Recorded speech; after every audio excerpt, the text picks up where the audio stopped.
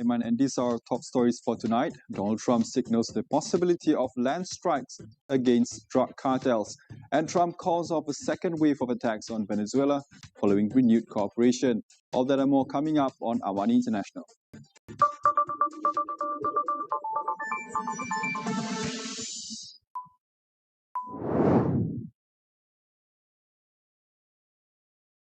President Donald Trump announces on Thursday that United States will soon begin land-based military strikes targeting drug cartels in Latin America.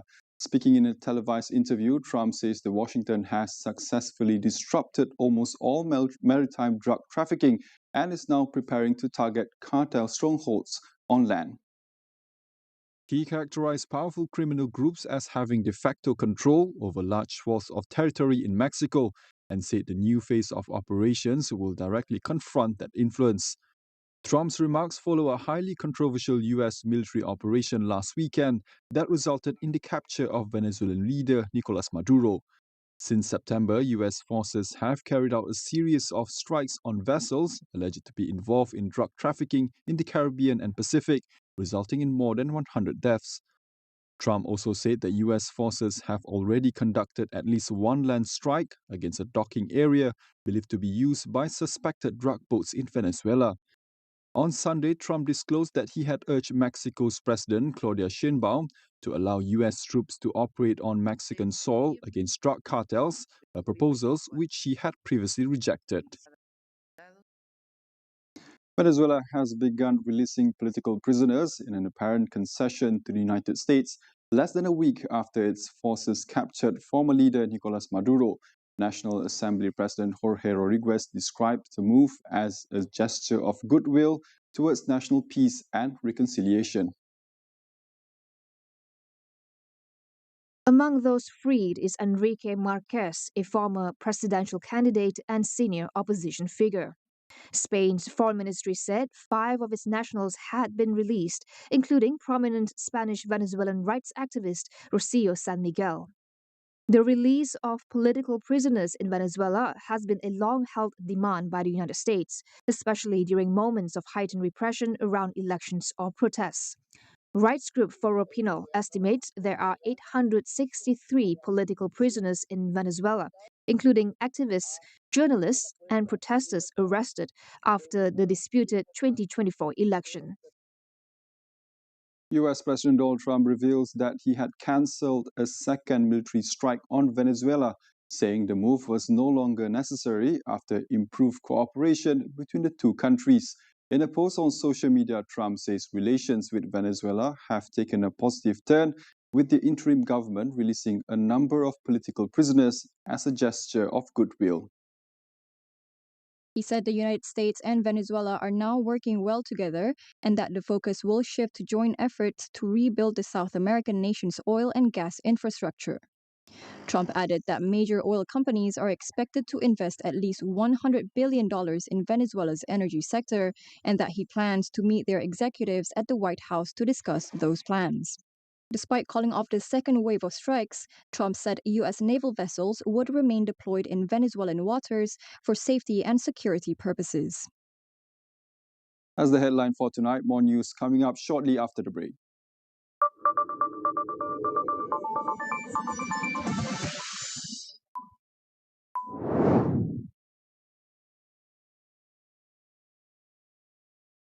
Buli di sekolah. Isu ini bukan perkara baru. Buli tertakluk kepada perbuatan agresif secara fizikal. Apa sebenarnya jerabu punca utama yang menyumbang kepada masalah ini serta kesannya kepada kesihatan kita? Mereka akan mengalami iritasi kepada mata.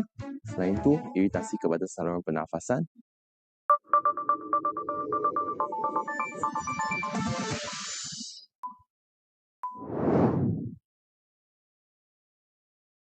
Welcome back. U.S. President Donald Trump says he expects to meet Venezuelan opposition leader Maria Corina Machado in Washington next week. The move comes as questions mount over Venezuela's political future following the capture of Nicolas Maduro by U.S. forces. Let me ask you about Maria Corina Machado. She said to me this week, both on TV and radio, that she wants to give the Nobel Prize, her Nobel Peace Prize, to you for liberating her country. Do you have any plans to meet with her? And would you accept the Nobel Prize she wants to hand to you? Well, I understand she's coming in next week sometime. And I look forward to saying hello to her. And I've heard that she wants to do that. That would be a great honor. Trump has previously cast doubt on Machado's political base inside Venezuela, saying she does not have enough support or respect within the country. Since Maduro's capture, Trump's team has negotiated directly with Delcy Rodriguez, Maduro's former vice president and now interim leader, with Trump saying he planned to work with her as the U.S. oversees Venezuela before a peaceful transition of power. US President Donald Trump says it is ultimately up to Chinese President Xi Jinping what China does on Taiwan. But he added he would be very unhappy if Beijing tried to change the status quo. Trump made the comments in an interview with the New York Times in the context of what lessons Xi might take from the US military operation in Venezuela. Trump said he does not see Taiwan as comparable to Venezuela, arguing Taiwan does not pose the same type of threat to China that Venezuela did to the United States. He reiterated his belief that Xi Jinping is unlikely to move against Taiwan during his presidency, which runs until 2029, though he suggested China might act after a future US president takes over. The Trump administration said in a strategy document last year, it aims to prevent conflict with China over Taiwan and the South China Sea by building up US and allied military power. The US has no formal ties with Taiwan, but remains its most important backer and is required by law to provide defense support.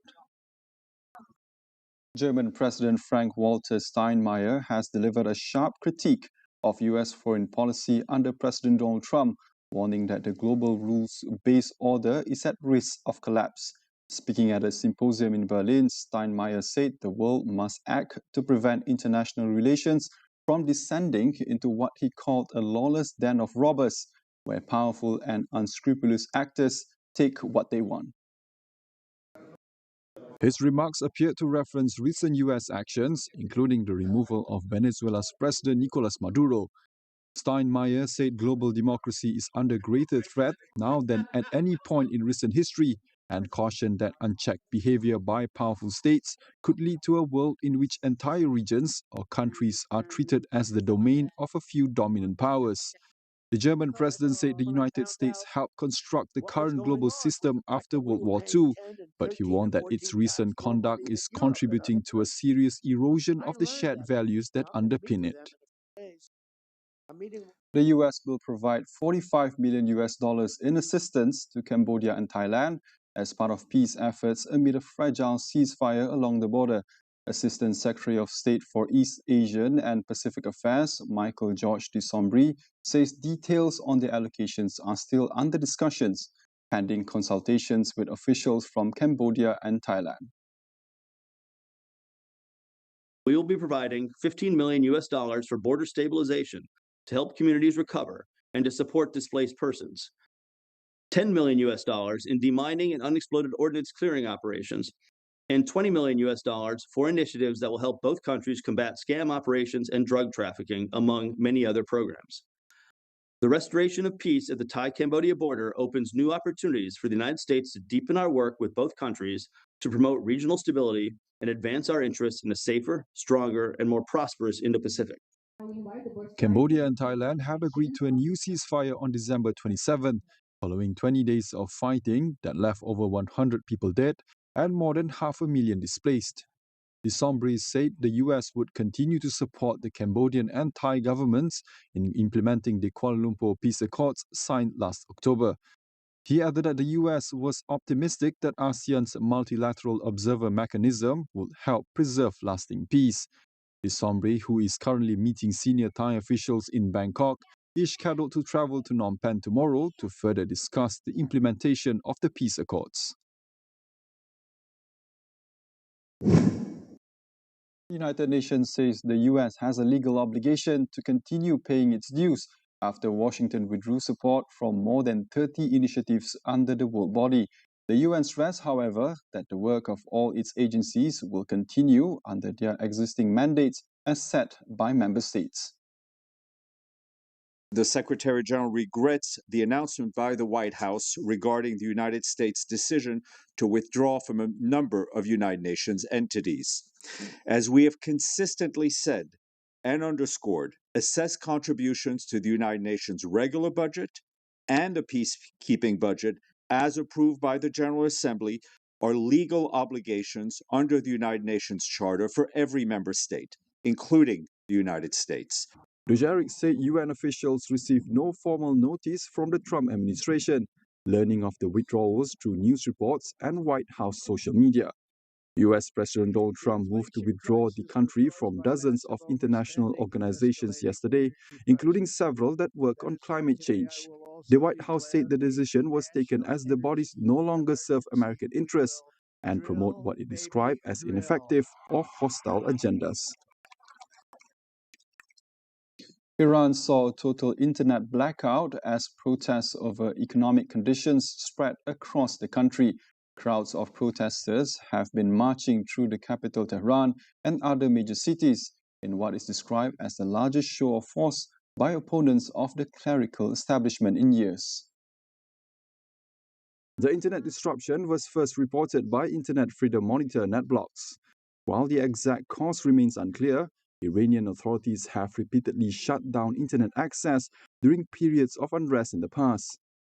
In video footage from the protests, demonstrators can be heard calling for the overthrow of Supreme Leader Ayatollah Ali Khamenei and the return of Reza Pahlavi, the exiled son of Iran's last Shah.